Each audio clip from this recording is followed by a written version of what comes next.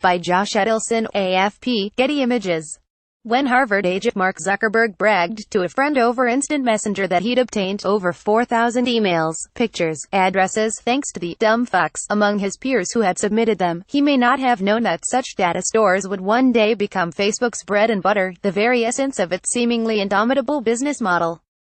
As Zuckerberg's dorm room curio expanded into a global empire, Facebook became a one-stop shop for advertisers and third-party organizations eager to fork over billions to align with that very data, to utilize Facebook's extraordinary capacity to micro-target audiences and aggregate massive caches of information for quite specific use.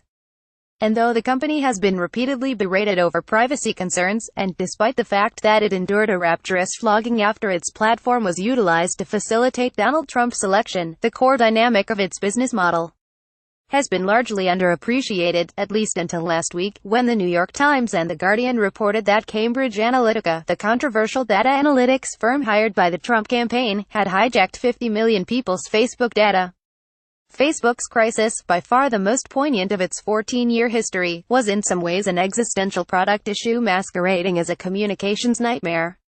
The company has been harvesting data for commercial purposes for years. It's only now, in a Trumpian universe, that people are comprehending the profound consequences of that power. Facebook's apology rollout has, at times, reflected the discomfort of this reality. On the one hand, Zuckerberg has apologized for the breach, and promised to further limit the Facebook data that third-party apps are allowed to access. "We expect there are others," the company said in a full-page ad that ran in more than half a dozen print newspapers last weekend. On the other, the company has reminded users that they consciously signed over their data in agreements. More notably, it seemed to underestimate the enormity of the blowback. "Somehow, they weren't prepared for this," tech PR firm founder Ed Zitron told me. "Part of the problem," Zitron said, "is the lingering glow of the good press Facebook, and, indeed, the entirety of Silicon Valley, basked in for years. This is the company that only a few years ago was getting so much effusive, positive press. Even their PR person was getting positive press," he said. "All they had to do was vaguely make a noise, and people would say nice things. There was a very pally relationship. The Cambridge Analytica scandal," he said, "represented the confluence of two factors. Facebook is being hit by the countercultural wave in Silicon Valley, compounded by doing something egregiously bad. It's the rubber band effect of years of very effusive, big, wet kisses about how great Facebook is. They've never been attacked, and they're certainly not prepared for it. They had to teach Mark to be a human at one point." One tech investor put it more succinctly, "The communication is a problem, but I think that's more than just hoping the problem goes away, as opposed to admitting there are issues and perhaps dangers in the product that they are selling." Facebook, however, has consistently avoided shouldering responsibility for the abuse of its tools by users. When a ProPublica investigation revealed, in 2016, that Facebook advertisers could target housing ads exclusively to Caucasian users, the company promised to address the issue. But a year later, the same problem occurred. Zuckerberg, too, has appeared reluctant to accept his role as arbiter. "What I would really like to do is find a way to get our policies set in a way that reflects the values of the community, so I am not the one making those decisions," he said in an interview with Recode last week.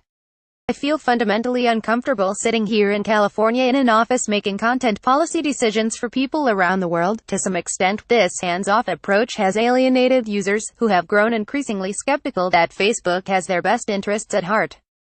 The platform's user numbers in the US and Canada were in decline before the Cambridge Analytica fiasco, and one tech investor agreed that Facebook has a potential user growth problem on its hands. This person also posited that the company has staying power, based on how thoroughly it's wormed its way into the lives of the people who use it. "If I lost Facebook, I would lose connection with thousands of people in my life," they said. "Those connections are what make Facebook viable. They're what keep users from deleting their accounts, and what in turn draw advertisers like moths to a lamp. But if Facebook, whether by regulation or public pressure, was forced to let other, third-party developers find a way to export users' networks, it could kick off a dangerous arms race. It would basically start the social media wars all over again," this investor said. "They'd be in very dangerous territory. Such an outcome may not be so far-fetched." On Monday, the Federal Trade Commission confirmed that it had opened a non-public investigation into Facebook, sending the company's stock into a downward spiral that continued into Tuesday evening. A group of 37 attorneys sent Zuckerberg a letter requesting information on his company's privacy safeguards, and though Zuck turned down British lawmakers' request to testify in person, opting to send 2 other Facebook execs in his stead, sources say he believes he is likely to testify in Washington. I don't see how the tides don't end up turning for Mark or Sheryl Sandberg, or maybe both of them after this, another investor told me. Certainly in the court of public opinion, but possibly internally, too. Think of the engineers trying to switch from working on Facebook's platform to Instagram or WhatsApp instead, just to get away from the stigma of Facebook right now.